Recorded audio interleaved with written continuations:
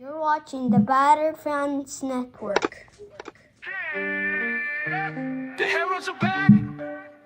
Beards talking balls, rapping pink and black. Coming live from the 305, it's official tissue. The Batter Fan, Chris and Dan, weekly rocking with you. We talk Messi, Boosie, Jordy, Lucho, the Fat Four, to Ben Cram, Noah, Ruiz, Fred. What more could you ask for? Tighten up and get ready, listen in on the pod. Solana and X in Espanol, just to even the odds. Breakdowns and gas bagging, join the tribe and just vibe. $3.99, don't forget to like and subscribe. Don't hesitate, say what's up, go ahead and come in. No question about it, I'm ready to get hurt again. No question about it, I am ready to get hurt again. Chris, the Herons are back. Welcome, everybody, to episode number 386 of the Batter Herons podcast. I am your host, Dan Uganada, and alongside me, as always, the KBD. How are you doing, sir? I think my microphone is working today.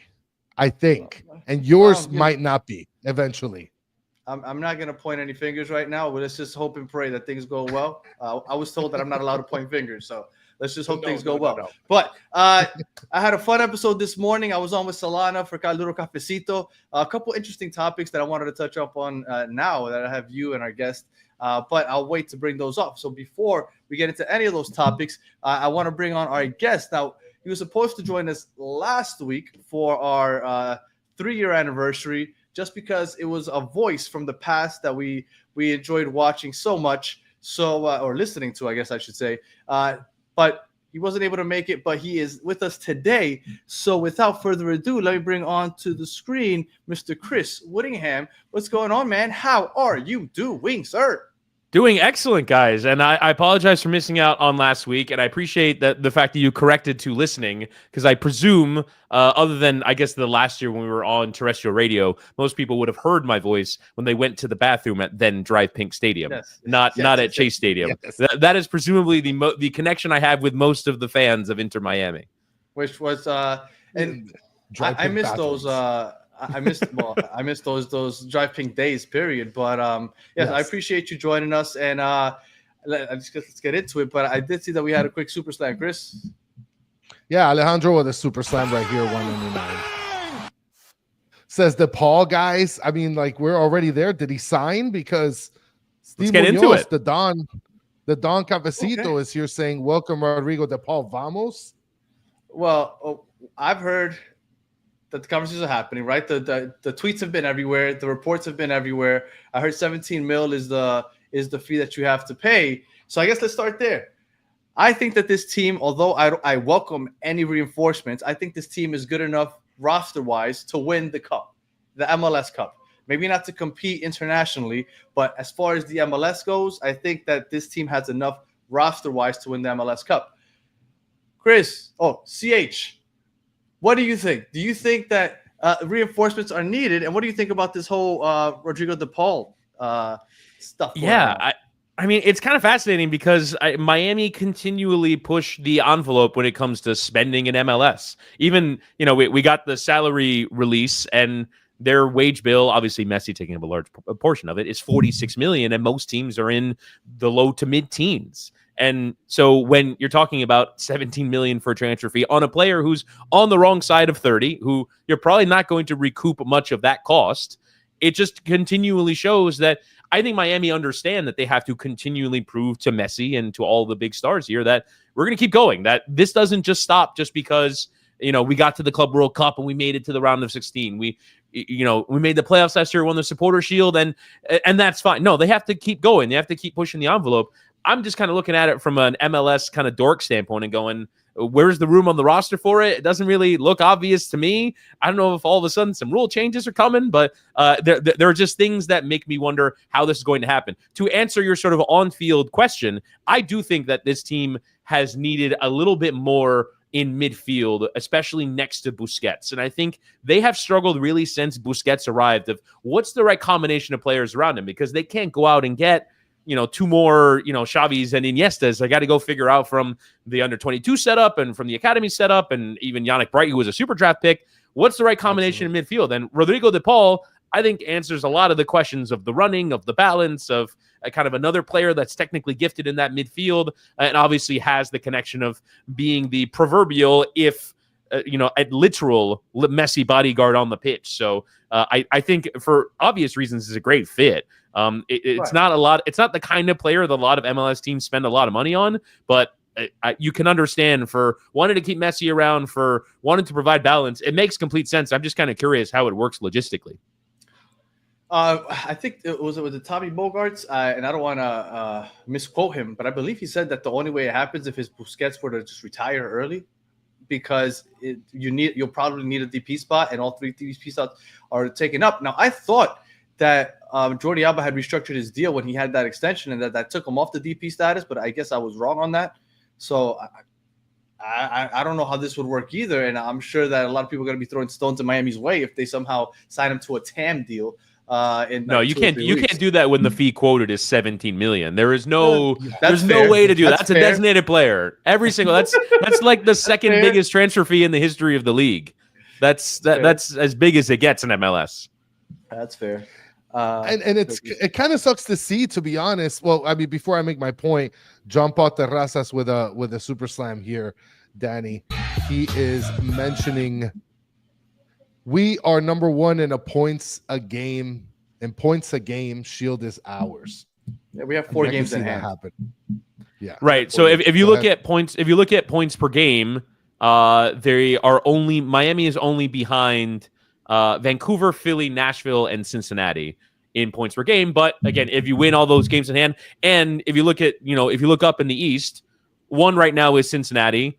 That is, I believe, if not your next home game is against Nashville, and then the next home game after that is against Cincinnati. Those are the top 2 teams in the East.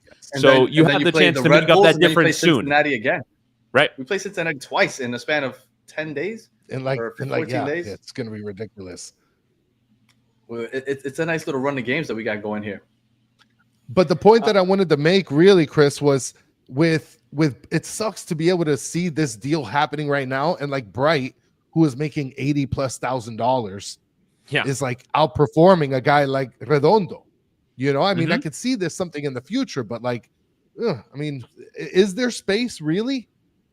I don't know. I really don't know, because Tom Bogert mentioned that idea of there being a retirement to somehow make this happen. There's going to have to be some kind of maneuvering to make this happen. I think Busquets is a key part of the team in getting the ball from back to front. He is the link.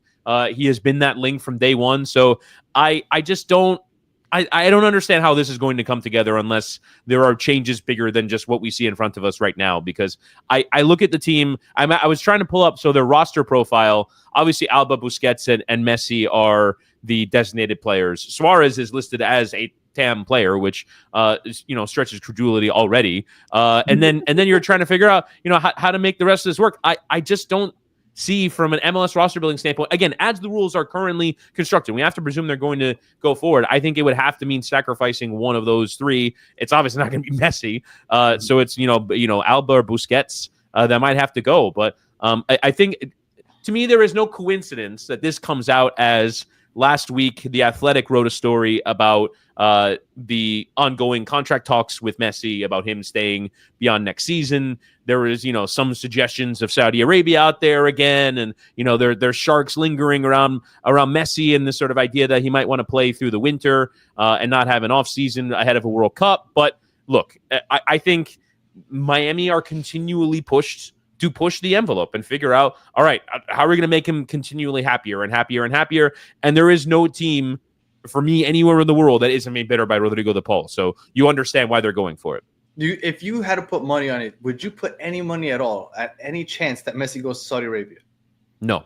I think he would have done it the first time. They were offering like $1 billion over 2 years. He would have done it already. I agree. Yeah. I think there's no chance that he leaves to Saudi Arabia. I agree. Everybody says a loan to Napoli and stuff. I still don't think any of that stuff happens, but maybe. But the Saudi thing, I think just none of that. I don't believe any of that stuff.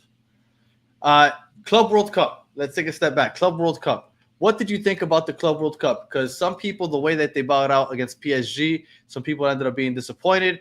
But just a day before the PSG game, everybody was hyped and saying that it was a great outing. I personally think it was a success. What did you think about the Inter Miami performance at the Club World Cup?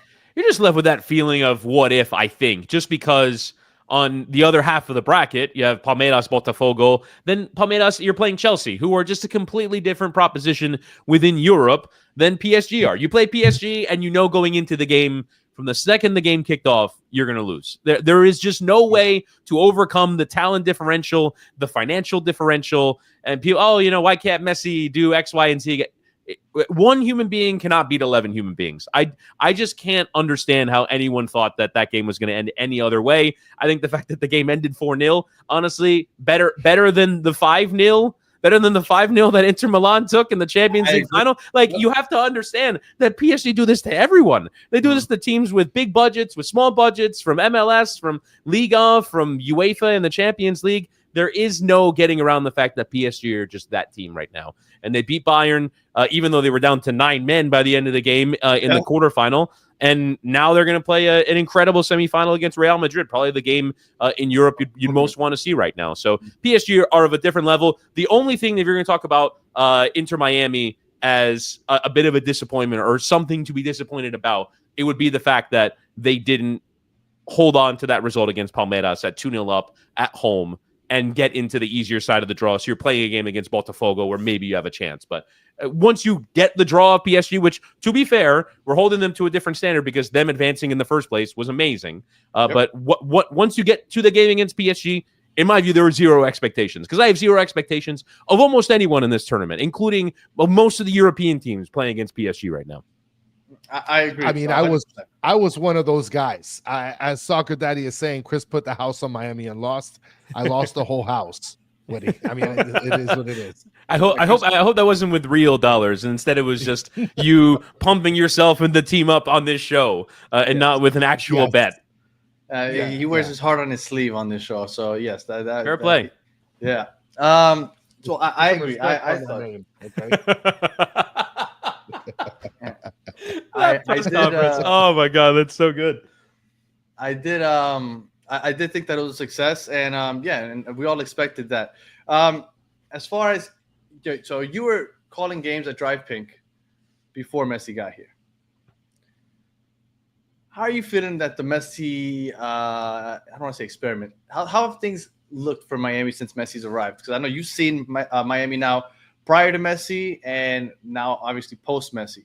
I was on with Fabian Rankel. He does a lot of MLS coverage. He says that he thinks that the Messi experiment so far has been a failure. He only has one trophy. Oof.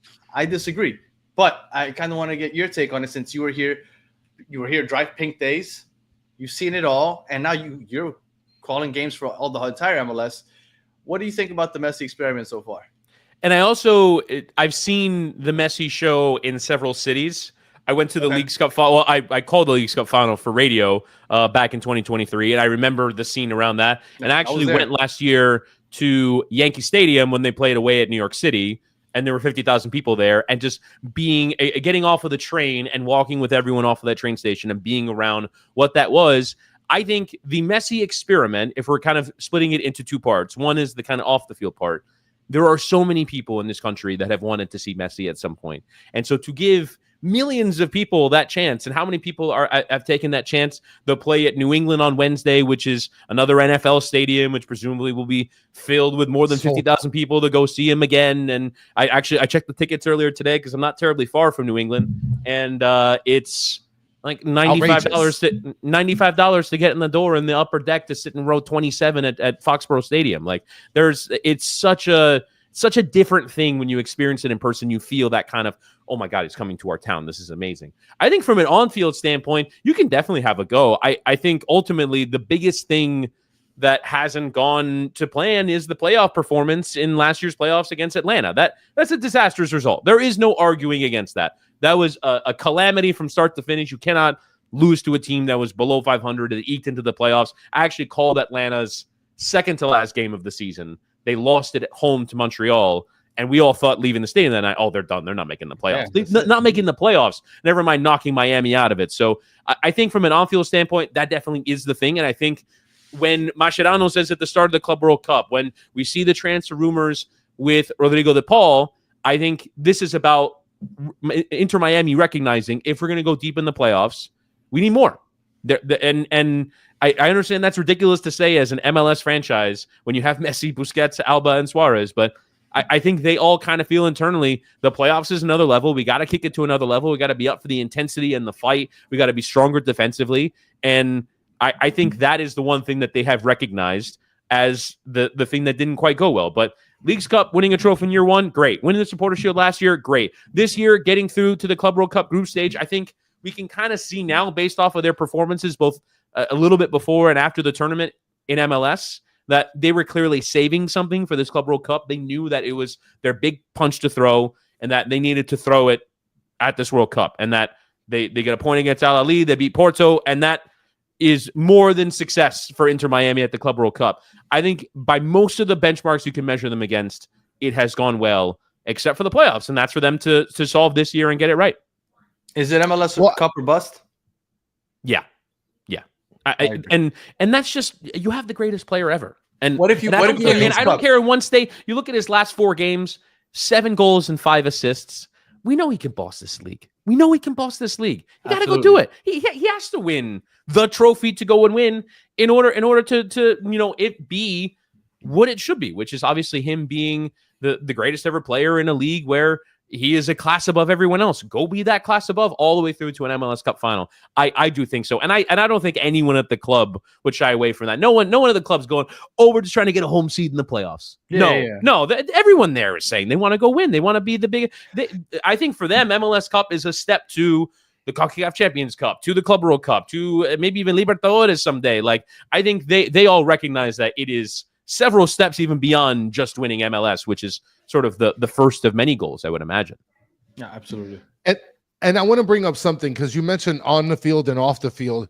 In terms of off the field, I feel like this Messi mania, whatever it is, it's got to be great for the league because at some point you're going to have people that are fans just of Messi catch on to their local team as well. I mean, myself, before Messi came here, I hated soccer. And this guy invited me to a game. I saw Inter Miami win 5-1, and I bought season tickets the very next season. So if I can get converted when Messi's not here, I'm pretty sure that there's going to be some steady growth in the MLS. No, right? And I think every place that he goes and he delivers that moment where you go, oh, I get it, like that sort of I get it moment with soccer. Never mind, like with Montreal. Right, exactly. Like in Montreal. Anyone who went to Stade Saputo that night, if you weren't a football fan before, you didn't get the Messi thing, or you didn't get what it looks like when great sport is played in front of you, you got it. Because he ran through 4 defenders and he scored that goal. Like you understand it completely and totally, having seen it. And I think you have seen that uptick in certain places and that sort of level of exposure and local media coverage. And ultimately, I think from an off-field standpoint, the biggest thing that has to be generated by a league like MLS that's still growing, that's on Apple TV. And I work for it and I believe in the project. And I think it has largely been good for MLS fans. If you're an MLS fan, pretty easy to watch the games. And you compare it to, other leagues where you got to get 4 or 5 streaming services. You got to get all this stuff. Like, I think it's been good. But ultimately, when not everyone is choosing to watch your games on a Saturday night, how are you getting attention? How are people observing your league? And when every account on social media, Twitter, Instagram, TikTok, whatever, can get engagement off Messi and putting up his clip against Montreal and saying, oh my God, look at this. And that's millions and millions and millions of people. That pays for itself 1,000 times over. So I think that's the biggest thing is just you're keeping MLS or keeping Inter Miami on the conscious of sports fans who might not otherwise engage with MLS. And I think that's the number one thing that anyone's trying to do now. It's so hard to command attention when people don't sit in front of TVs. They flip through Instagram Reels and TikTok. Like let's be real. That's what modern engagement, that's what modern media consumption is. And you have to be relevant in those spaces or else you're dead. I'm going to ask you a question. I was on with Solana this morning and we were having a debate about how to grow the MLS. Because he believes the way to grow the MLS is to just get rid of the salary cap. Just let owners spend. I disagree. I think that because we're the 5th most popular sport, that will alienate any new fans going if you're in a city that you'll never have a chance to win. Do you think that the MLS would do better if they had no salary cap?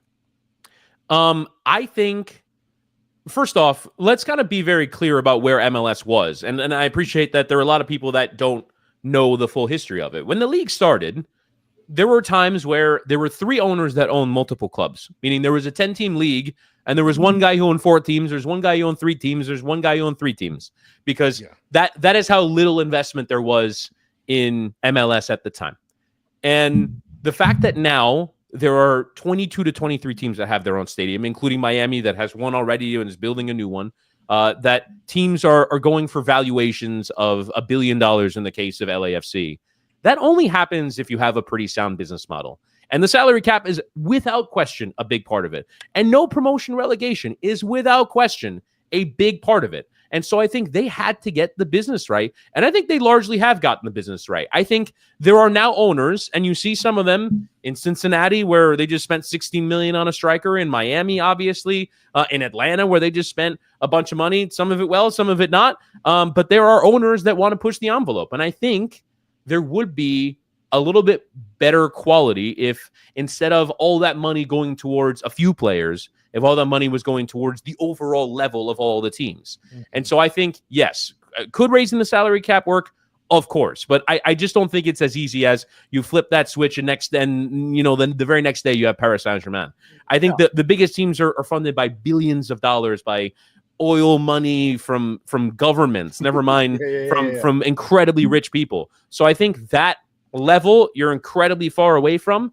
But I do think that raising the salary cap, adding another designated player, whatever you want to call it, the more spending, the better. And I think the owners have largely trended in that direction. You just have to keep pushing the envelope. And I think there are clubs who want to do that faster than others. I know for a fact that Inter Miami's Jorge Mas is definitely one of them. Oh, I think he continually, I would imagine, goes into owners' meetings and says, guys, God, it's Messi. Like, can we keep going? Like, what if I can sign De Paul without having to worry about designated player restrictions? But also, to your point, Daniel, about kind of the parity and the fact that 2 of the top teams in the league are in Ohio. There's another in Nashville, Tennessee, and it's not the big markets that always dominate. That is good ultimately for all 30 of those markets across the country to believe that they have a chance.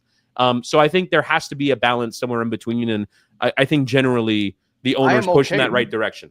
I'm okay with it opening up a little bit. I want there to be, give me another 2 DPs, raise the salary. How is the salary cap $5 million for a professional sports team that carries 20 senior players? It's ridiculous to me. I think it should open up. Yeah. But Solana was saying, like, just let them spend. And I was, that's crazy. That's crazy. Yeah. Forget about it. We just stomp out everybody. It has to be backed by equal revenue, right? And whether that revenue is coming from player sales, where you buy players and you sell them for more, like, I think that's something that MLS has kind of only recently discovered in the last 5 to 7 years, which again is another sign that it's an incredibly immature market. Like, like in other countries, they've been doing this for decades. And so I think, look, it'll happen slowly but surely. I appreciate that American sports fans want their league to be the best. I appreciate that MLS fans want it to be better. And Inter Miami fans are all in the comment section right now saying, open it up, make it bigger, make it better. I think it's great that people say that and put the pressure on the owners and put the pressure on the league to keep getting better, because they also want to get better. And I think everyone is trying to rise this tide. But you can't just do it one day to the next and say, spend whatever you want. And then some owner comes in, they spend $100 million. And then I don't know if you guys are following what's going on with Lyon right now in France, but I mean, literally the owner of Lyon was robbing Peter to pay Paul. So, he's taking money from Lyon to then spend money on Botafogo. And then all of a sudden Lyon is hundreds of millions of dollars in debt and they're getting relegated to the second division. You don't want that to happen. That happens in so many European leagues and in other countries and in other continents, where all of a sudden you see clubs going out of business. Do you really want that to happen in Emma? Do you want it? Let's say it's not Jorge Mas. Let's say it's owner X, and all of a sudden Inter Miami are $150 million in debt, and they can't pay their debt, and they're out of business, and you don't have a team anymore. Is that what you want? Like, I think you have to be somewhat responsible about it. Well, that club they own was knocked out of the Club World Cup because of all of that fiasco. You're thinking of Liga MX.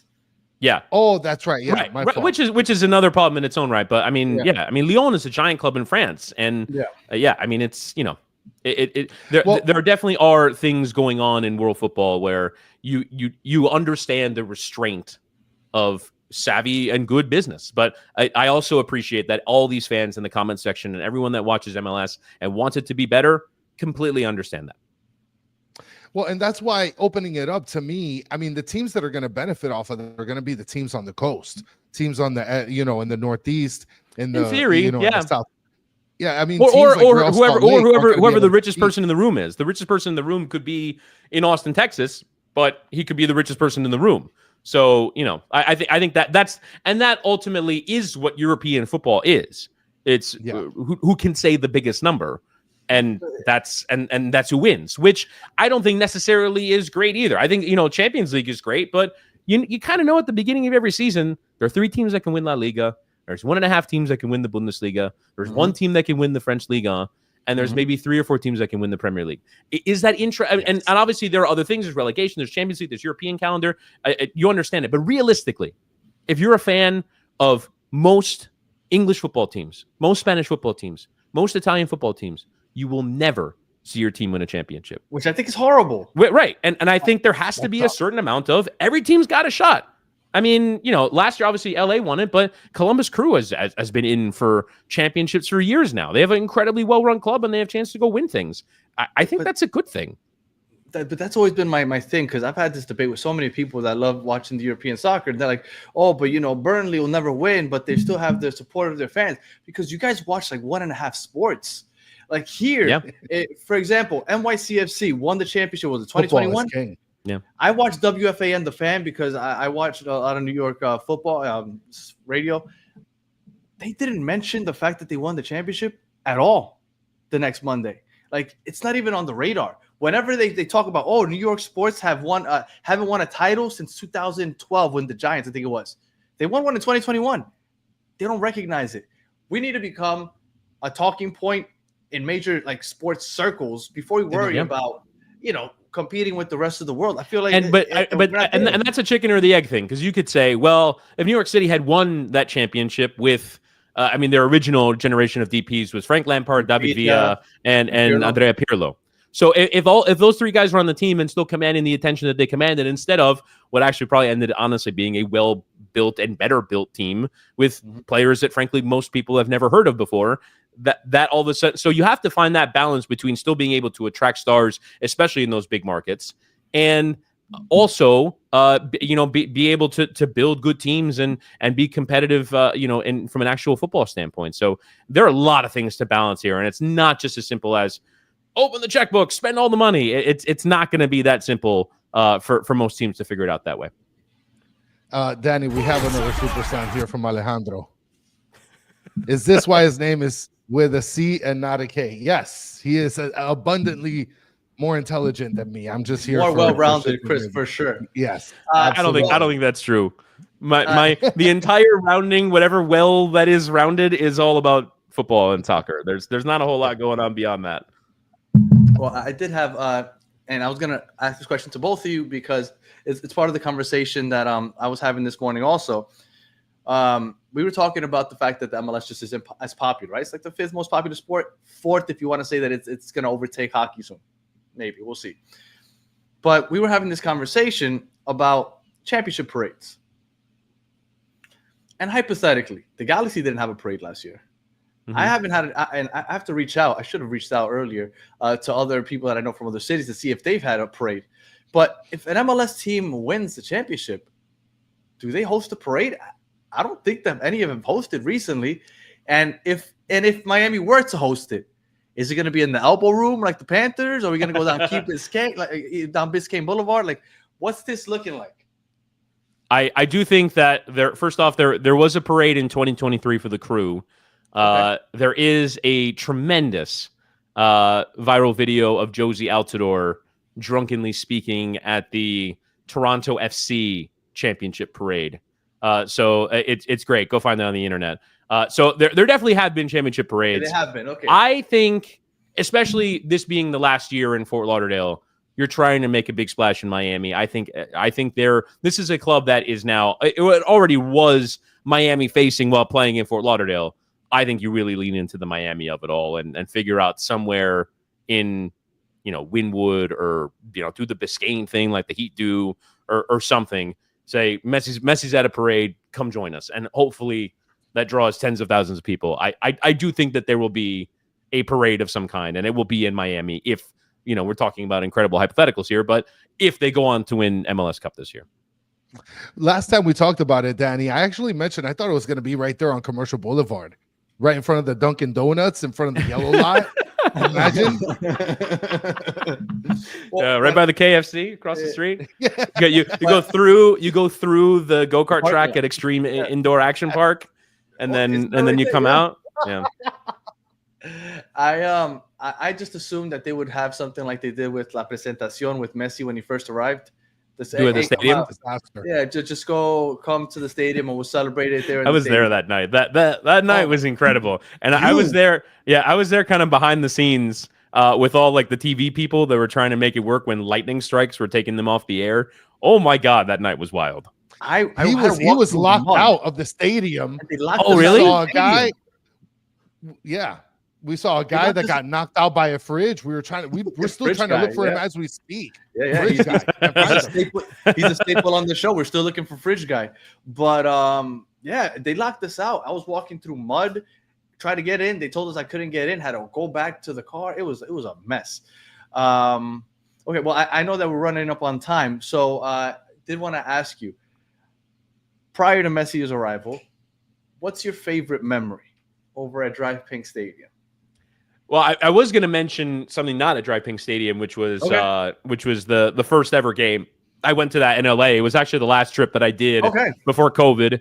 I kind of have all these incredibly vivid memories of that first year. The trip to LA, I was there at then Bank of California, now BMO Stadium. I walked in with the traveling fans. I stood at the very last row of the away end because I just needed to take in the team by myself. So I was there for that. I was there touring the stadium. They were like, we're doing the media tour when the tweet came out that the league was shutting down. And then the owner came in and did a press conference, and we're all standing in a crowd. There's like 40 people in what is now the Inter Miami locker room standing together, and we're all going, are we giving each other this disease right now? Is everything going to be okay? What is happening right now? And then I remember the first game that I called for Inter Miami Radio, which was the first game of the MLS's back tournament, which was the game against Orlando. I called that game with a mask on. I remember the first time that I actually saw Miami in the stadium, also against Orlando in an empty stadium. I remember the end of that first season when they played FC Cincinnati, needing to win in order to get into the playoffs. You want to talk about driving rainstorms, and it was literally in the middle of a hurricane. That there was 45-mile-an-hour gusting cycling winds, and they won on that last day. I mean, there's so many great ones. That the first game when they actually had fans in against LA Galaxy was incredible. I remember all these things like they were yesterday. And for me, the best one though, you asked pre-Messi, but it is that first Messi game when they played Cruz Azul. Yeah, I remember that night. I remember standing on the field and looking over and going, which Kardashian is that?